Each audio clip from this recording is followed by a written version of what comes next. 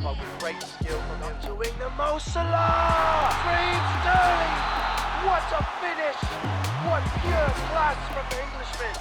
Premier Talk, the English Premier League podcast for the fans. Hello and welcome back to Premier Talk podcast. I'm one of your two hosts, Andrew Melo. Alongside with me, as always, is Daniel Barbuto. This is episode 4 of season 2. It's called Europa League Madness. We got a lot to talk about. A lot happened in Europe over the past week. Daniel, let's get right into it. We're going to start you guys off with the starting lineup. We only got 2 things to discuss today, really. Our first one is the match day 25 recap. And then we got the Europa League recap, Daniel. We got the Europa League recap and look ahead. Man, it was a devastating week for me, but, we're going to unpack it in this episode. We're going to talk about it. Well, let's get started with match day 25 recap. We got one game on Friday, February 19th. We got Wolves versus Leeds. This one ended 1-0 for Wolves. It was awful luck right here. An own goal from the Leeds keeper, Alan Meslier, in the 64th minute after a wonderful strike from Adama Traore. And that was the only goal in this game. It was a needed win from the Wolves side against the Leeds team, which we know is a difficult opponent. And well done on Wolves getting the 3 points. Yeah, it was a crazy strike from Adama, 30 yards out more or less. He beat several defenders, and then he got the shot off. It was a crazy strike, smashed it right off the crossbar, and Massilia went down, and he just happened to bounce off his back. It was super unlucky, but a good 3 points for an even balanced 2 teams here. Mm-hmm. We're gonna move on to Saturday. There was 4 games on Saturday, February 20th. The first one, Southampton versus Chelsea. It was a pretty good game. Minamino scored in the 33rd minute, and then Mason Mount scored from the penalty spot in the 54th. And one thing that was going on all over the internet was Hudson-Odoi. He came on in halftime, and then 31 minutes later, he was yanked. Andrew, I know this is your team. How do you feel about this one? Yeah, I watched the interview after with Tuchel, and it was so interesting to hear what he had to say.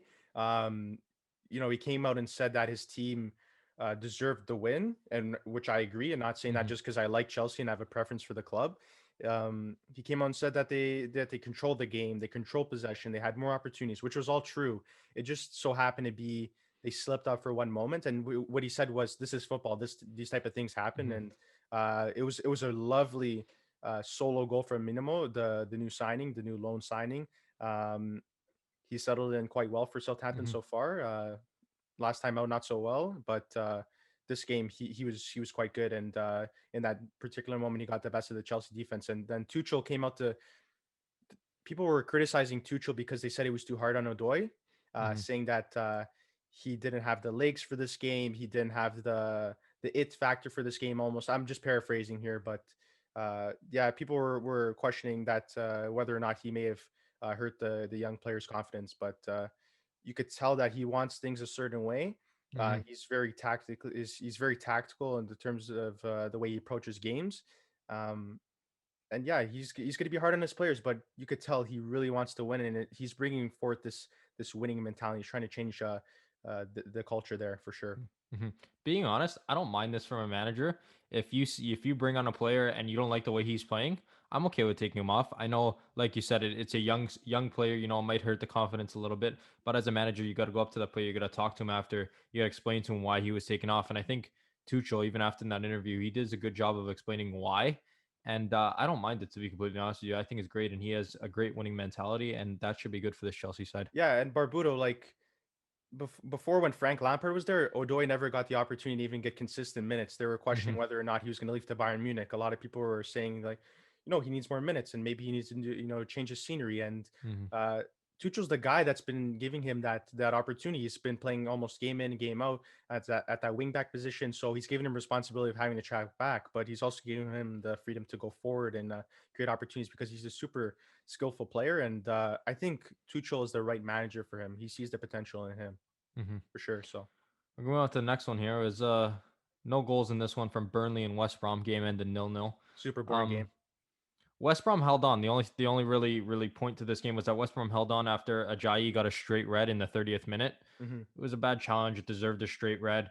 They got it, and cheers to West Brom for holding on 0-0. At least get the 1 point when you're down to 10 men. Yeah. Good result for West Brom in terms of them having the red card situation early on. Burnley would have liked to get the 3 points against a lower tier side in West Brom. So it's a point for West Brom. It's not 3 points. You Hmm. know, we always mention West Brom in terms of that relegation battle. It just I don't think like we mentioned this time and time again. Dan, I know we're just repeating ourselves here, but we don't like. I don't agree that they have the quality for this league. Hmm. And even like just unlucky with the red card, whatever. But good, I guess a good point in this scenario for them. Yeah, I agree. I think the point was good enough. Nothing really else much to say in that game. We move on to probably the biggest game of the weekend, I think, which was the Merseyside Derby, Liverpool versus Everton. This one ended, which I think was surprising for most, but at the same time could be a little bit not surprising. Everton took this one 2-0. Richarlison scored in the third minute, which was good to see. And then the only other goal in this game was a penalty. Gylfi Sigurdsson, he converted his penalty in the 83rd. You got a big gap. You got the third minute and the 83rd minute.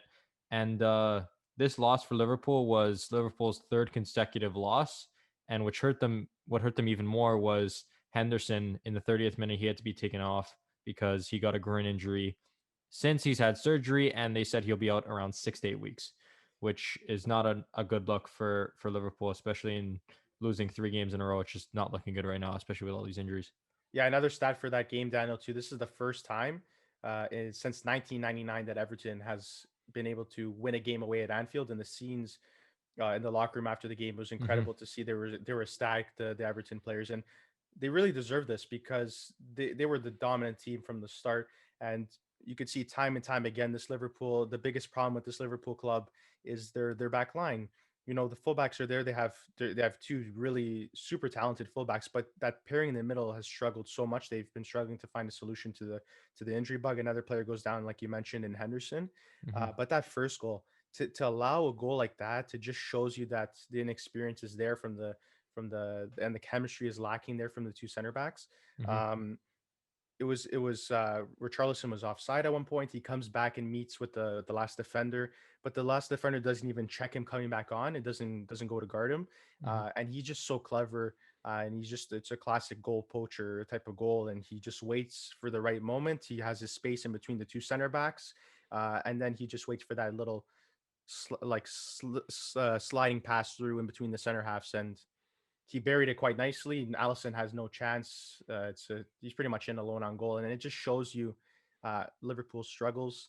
Not in terms of it was offensively this game, but in the grand Hmm. scheme of things, it's that center back partnership, and it's a super tough year for Liverpool fans because they're missing obviously one of the world's best in Van Dijk, and then an up and coming British star with Joe Gomez, and that pairing you can't compare it to what they have You can't. now. Hmm. Kabak has not looked impressive at all since he's joined. I don't blame him considering the situation, Daniel. Hmm. Um, but yeah, it goes back to that center back partnership, and it doesn't look good for them.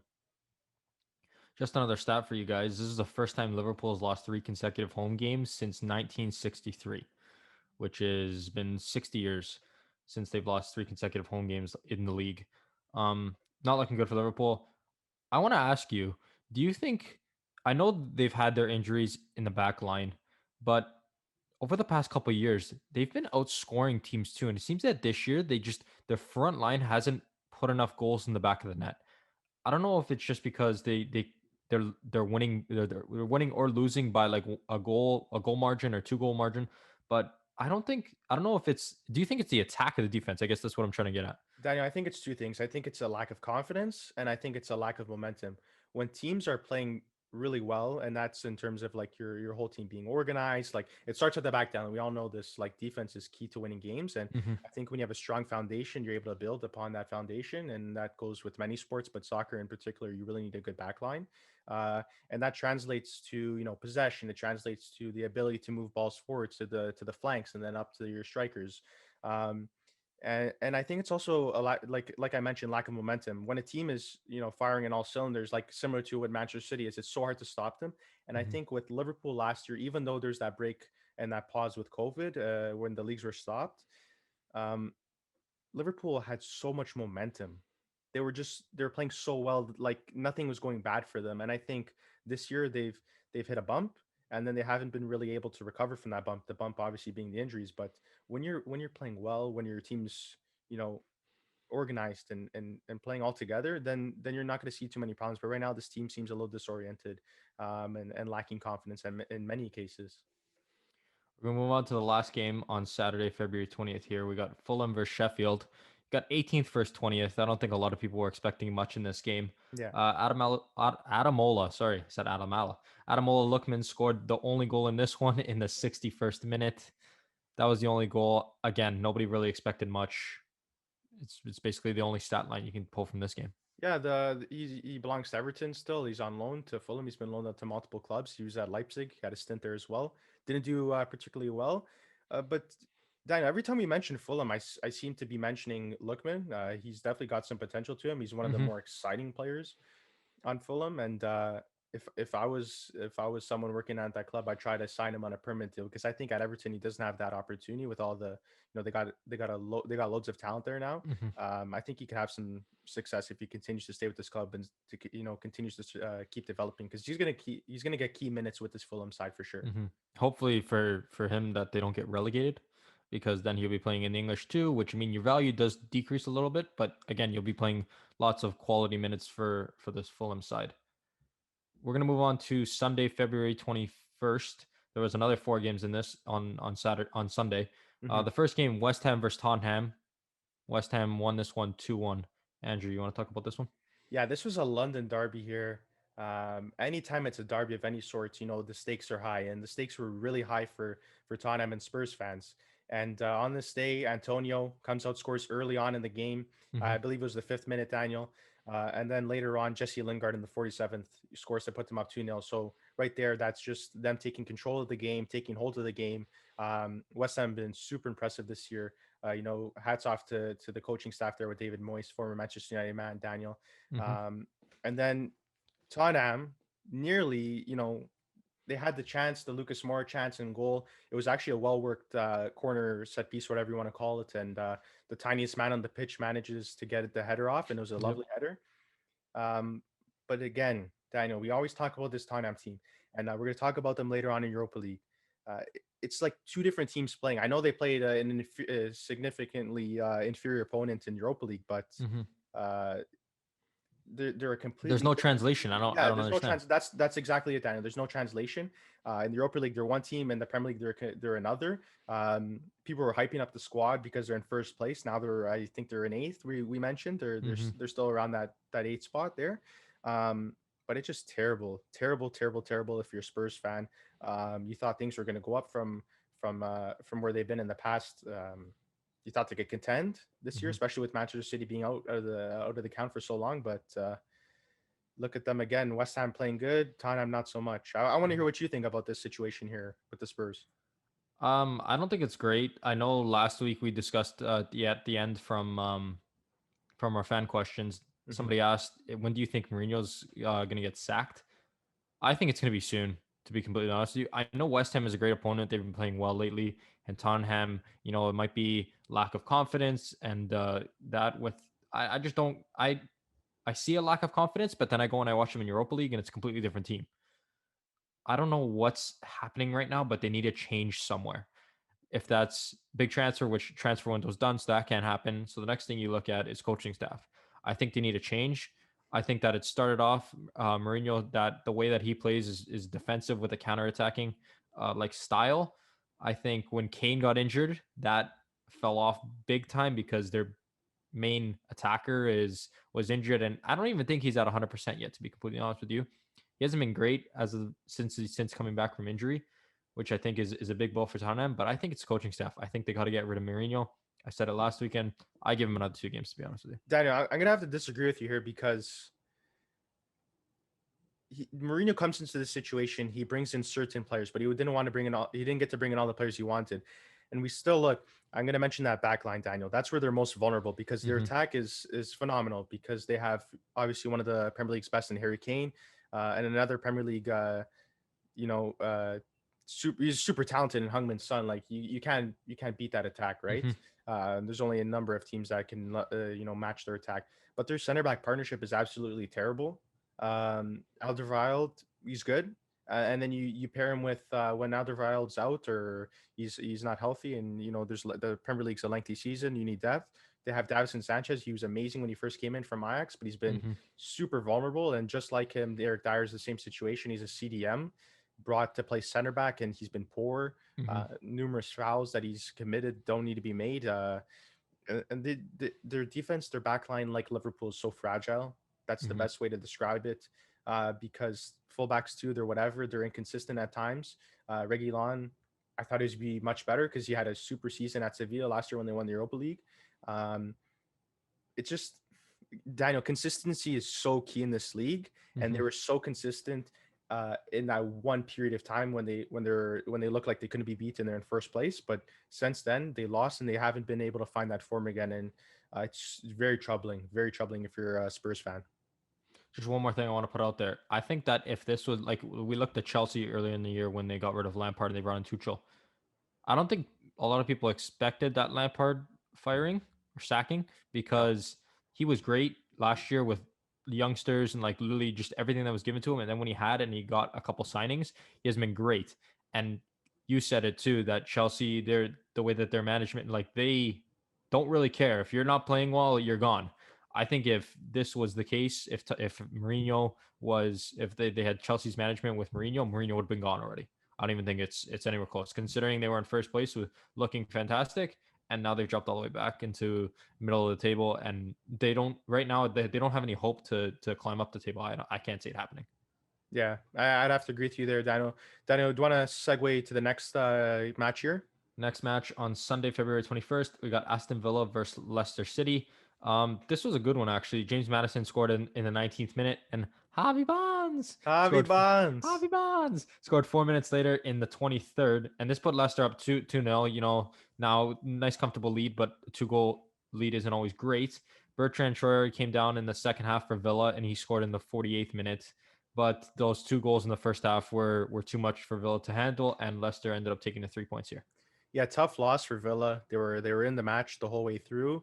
Leicester just were superior, and obviously they got the better of Villa. Great 3 points for Leicester to continue to solidify their top four finish. These are matches that are hard to win in the Premier League against teams like Villa. So a hugely important 3 points because a lot of teams like to underestimate Villa. And, Mm-hmm. as we know, Villa had a great campaign last year. So you can never underestimate them. And Leicester did what they had to do on this day. Mm-hmm. We're gonna move on to the next one here. We got Arsenal versus Manchester City. Another good one here. Raheem Sterling scored the only one in this one in the second minute. It was a quick goal right off the bat, and I think this is an expected outcome for City. I know there was a stat that every single time Pep Guardiola has gone on a long streak with teams that he's been with, no matter it's been Barcelona or Bayern Munich and now Manchester City, all both of his long winning streaks were came to an end in the hands of Arsenal. So there was lots of conspiracies and not conspiracies. There was lots of guessing and betting in this one that Arsenal was going to be again the team to knock Pep off of his winning streak, but wasn't the case. Yeah, great win for Manchester City to continue that unbeaten streak. Tough loss from an Arsenal fan perspective because they only lost 1-0. At least they didn't get smacked in this one. Uh, but I don't know. I think though I'm going to talk about it a little bit later in the Europa League segment. I have my opinions on Arsenal, but yeah, Manchester City was the better team and they deserve the 3 points in this one. Mm-hmm. Move on to the last game on Sunday, February 21st. We got my team, Manchester United versus Newcastle. This one ended Manchester United 3, Newcastle 1. It was a really good game. It was back and forth in the first half. Rashford scored in the 30th minute, continuing his great form of the year. He's been absolutely amazing this year. And then Saint Maximin scored a great volley, a nice little half volley to tie the game 6 minutes later. And then in the second half, Daniel James scored a nice goal in the 57th, assisted by Bruno. And then Bruno Fernandes got his own from the penalty spot in the 75th. Andrew, I want to pull one thing out of this game.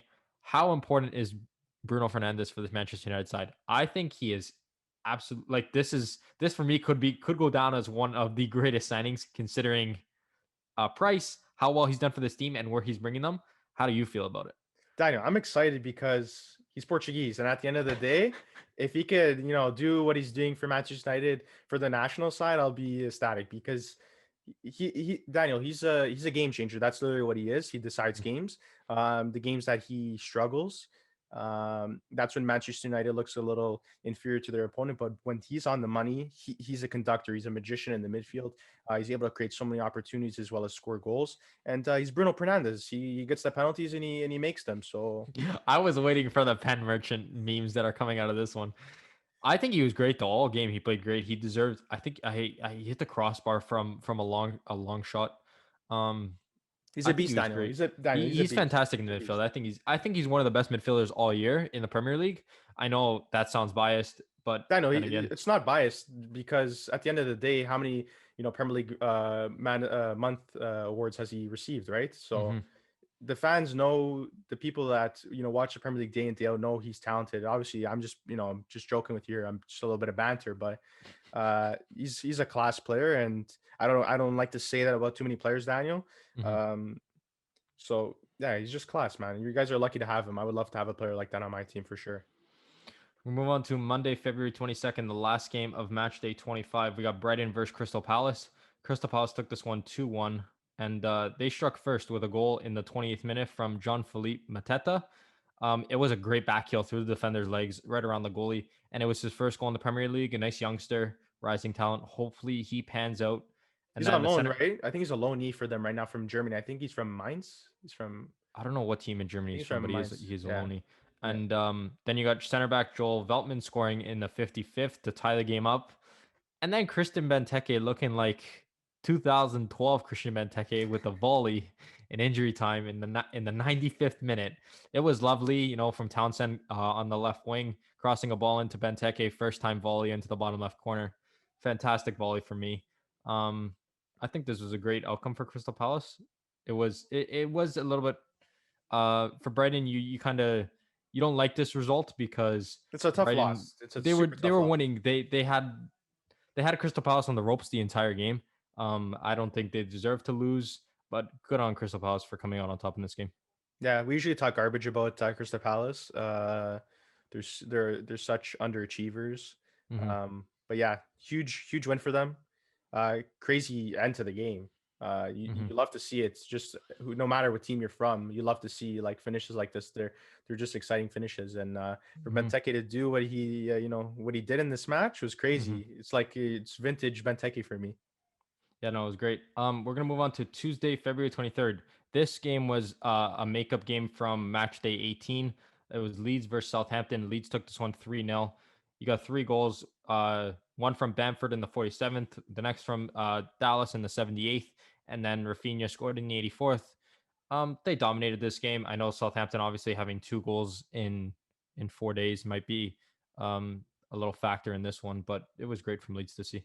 Yeah, it was hilarious. I was looking on Instagram and I saw someone that was a Southampton fan page, and they put out a post and it said Oriol Romeo, the Spanish midfielder that they have, Mhm. he made a nice tackle, right? And he says, "Oh, crucial match deciding tackle." And then all the comments were, it was hilarious to see because they're like, "Yeah, you guys still lost 3-0, doesn't matter." So I thought it was hilarious to see. And it's just Southampton. It's hard on teams to play all these games in their consecutive matches in a short span of 2 to 3 days at times even. So it's hard on both teams, but Leeds absolutely dominated Southampton, and just they looked the better team the whole way through. Hmm. So that's it for the match day 25 recap. We're going to move on here to the Europa League recap and quick look ahead. We're just going to talk about Europa League this week because there is still the second leg to be played in Champions League. And we're just going to talk about Europa League because it's this round of 32 is done. We'll talk about Champions League next week for those of you wondering about that. The first game was Wednesday, February 24th. We got Tottenham versus Wolfsburger. Tottenham, again, like we said, looking like a completely different team. They won 4-0 in this one, and on aggregate, they won 8-1 after the two legs. Vinicius had a brace. Dele Alli scored a fantastic bicycle kick. I don't know what's with the bicycle kicks this week. We got Giroud scoring a bicycle kick, and now Dele Alli scoring a bicycle kick. And then Bale scored a goal, which is nice to see as well. Um, I think Bale's a fantastic player. I want him to do well at Tottenham, and I hope he does, to be completely honest with you. Yeah, it's been tough for since his return to London. I've always loved Bale. I thought he was one of the world's best when he first joined Real Madrid, and I always every time I think of Gareth Bale, I think of that amazing Copa del Rey final goal against Barcelona where he Hmm. put it through Mark Bartra's legs and ran around the byline. Just an incredible goal, and it makes you no, it's nice to see Bale getting back on the score sheet because you remember all these moments when he was at his best, and obviously he's in the latter stages of his career as a winger. Pace is a crucial part of his game. Was a crucial part. Does he have the same pace he did? Probably not. Probably not. So it's just nice to see him back on the score sheet. I've always liked Bale. Um, and going back to Tottenham, it's nice in the grand scheme of things, but I don't think it was the right move for him. He could have gone elsewhere, Mhm. but that's a story for a different day, a conversation for a different day. But important to win, and they had to win this fashion to Mhm. bounce back from the results because the results have been absolutely terrible. Been poor lately. Yep. We're gonna move on to Thursday, February 25th. There's 3 games in this one. Andrew, I'm gonna hand it off to you because this is the first game is Arsenal Benfica. So Daniel, you yeah, can Daniel, like this is the one time I get to really like have a spiel about Benfica, and it's so frustrating from a Benfica standpoint because as you guys know, I'm like a lifelong diehard Benfica fan, and I obviously have bias towards my team, and I'm gonna, I want to talk about my team a little bit here.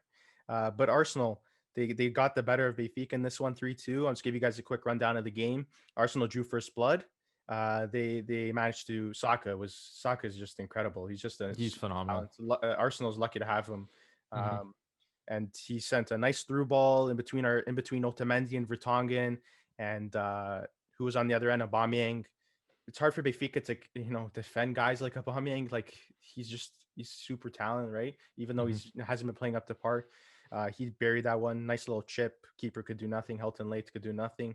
And then Benfica, just before the half ends, Diogo Gonçalves, uh, super free kick. One of the best I've ever seen. Just absolutely top ins. He just smashed that one top ins. No chance for Bern Leno. Crazy free kick. But again, one of the best I've ever seen. So Benfica got the 1-1 draw that they needed, and this would have meant that they would have gone to extra time because they were Hmm. tied 2-2 on aggregate. And then second half, Benfica comes out, and over the top ball, Ceballos, terrible challenge from Ceballos. He headers it backwards to Rafa Silva, which was Benfica's winger. He was clearly offside, but since Ceballos flicked it on, he was onside. He rounded the keeper, and then he slotted into an empty net. And that was the result. Benfica needed 2-1. They could still allow a goal and pass. They could tie 2-2 and pass due to the away goal rule. Hmm. And then Arsenal, they come firing back. Lovely, it pains me to say this, but it was a crazy strike from Kieran It Tierney, was a nice no strike. driven. Daniel, from a Benfica perspective, terrible closing out. I'll mention this after, but terrible closing out from Everton, from Grêmio. We bought him from Grêmio. It's supposed to be really good for us. Hasn't performed up to par. And Hmm. then heartbreak. I think it was the 86th minute there or 87th minute. 87th minute. Abba, none other than Abba to get on the end of a cross, and he headers it into Hilton Lake could do nothing. Literally no chance. And Daniel, I'm gonna talk about Benfica for a minute here. This is my therapy, okay? Uh, Benfica looked very good. This is one of the best games I've seen from Benfica in Hmm. terms of recuperating balls in the midfield. They did very well. They played a five back. They don't usually play the five back with the three center backs. We just bought Lucas Verissimo, and he was the culprit of keeping Aubameyang on for the first goal, which really pains me. He hasn't adjusted so well in his first 2 games. I don't blame him because he's not ready. He needs to learn the system. Hmm. But and then the second goal that Arsenal scored, Tierney, terrible closing out from he just came on. Everton just came off the bench, and he was able to uh, not make an impact. That's what he did, to say the Hmm. least. He did nothing for us defensively, nothing, and he gave too much space to Kieran Tierney. You can't do that to a Premier League player, and that's what happens when you leave them open, give them space, and he just absolutely rifled it into the net. No chance. And then Verissimo on the third goal. Tough aerial challenge for him. Just gets over his head, but I think he has to do better. And Benfica really let this one slip away.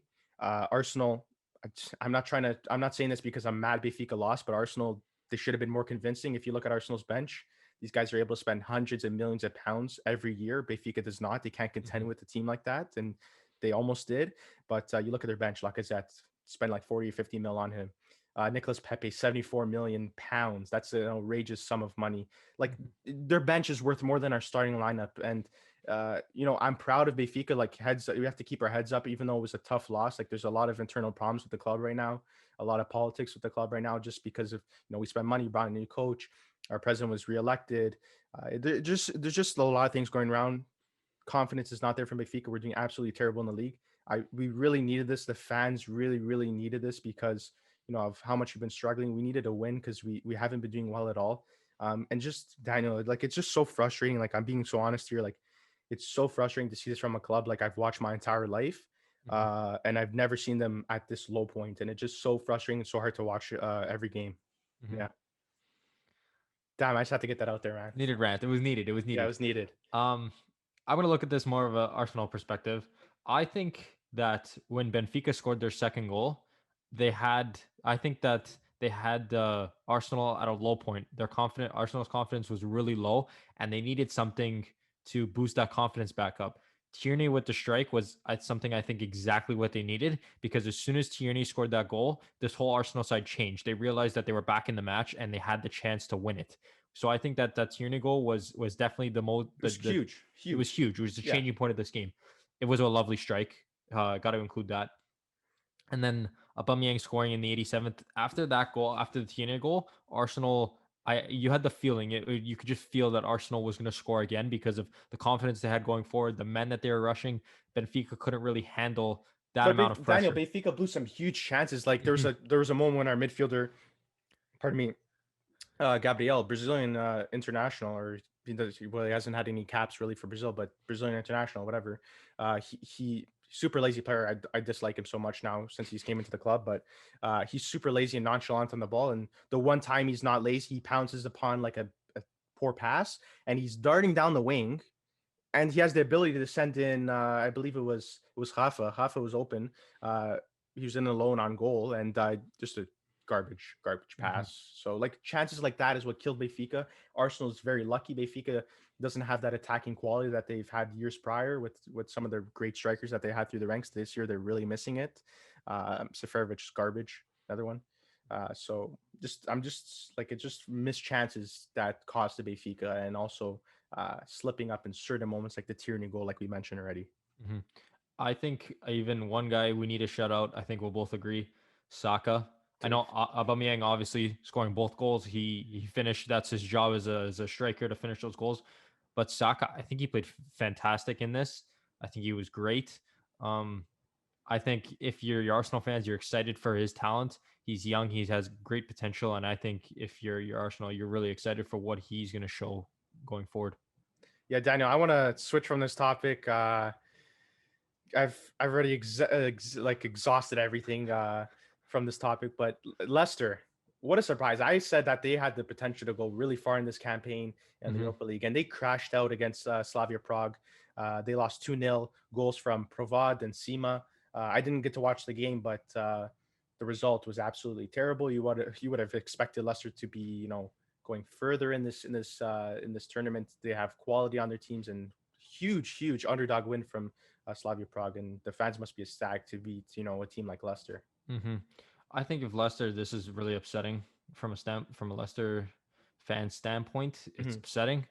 I think you're expecting your team to go far, but at the same time, it could be a blessing considering you got teams that I think that are better than Leicester's quality. You got other Prem teams that are still in. You got there's Milan's in this still. You got a couple of really good quality teams. So if you're Leicester now, as much as it pained you for a day, 2 days, maybe the rest of the week that you're gone from Europa League, now you can focus on the league because they're doing really well in the league right now. They got to continue doing well. They don't have other competitions to focus on. They can put all their focus towards the league.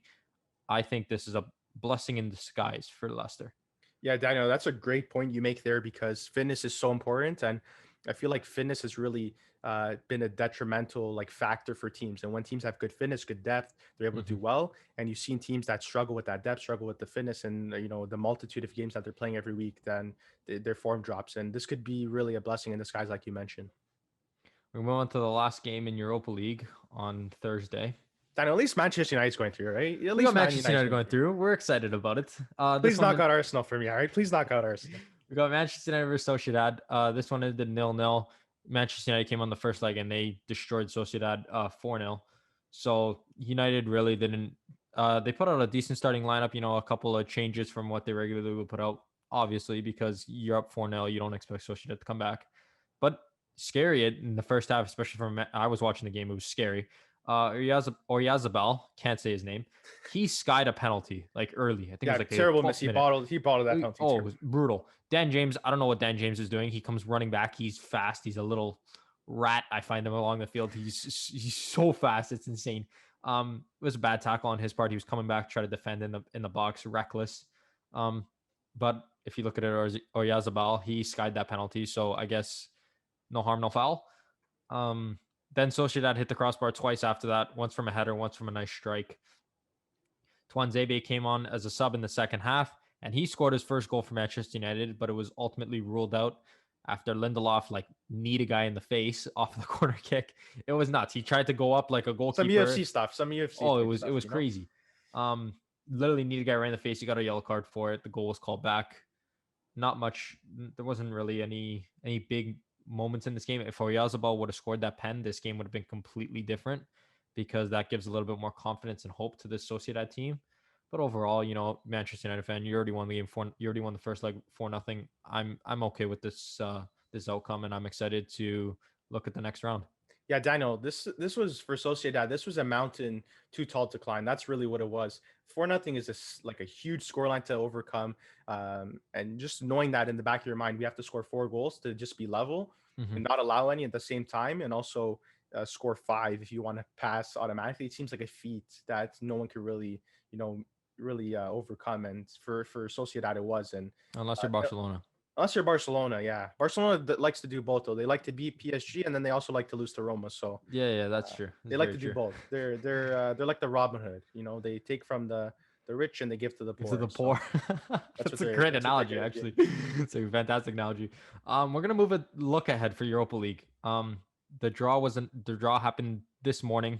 The next round was released. You got 3 Premier League teams being in it because Leicester came crashing out of. We got Manchester United versus AC Milan, which is going to be 2 fantastic games. You got Tottenham versus Dynamo Zagreb, which Tottenham should go through in this one. And then you got Arsenal versus Olympiakos, which again, Arsenal should go through. But last year, Olympiakos was the team that kicked Arsenal out of this competition. Andrew, what do you think?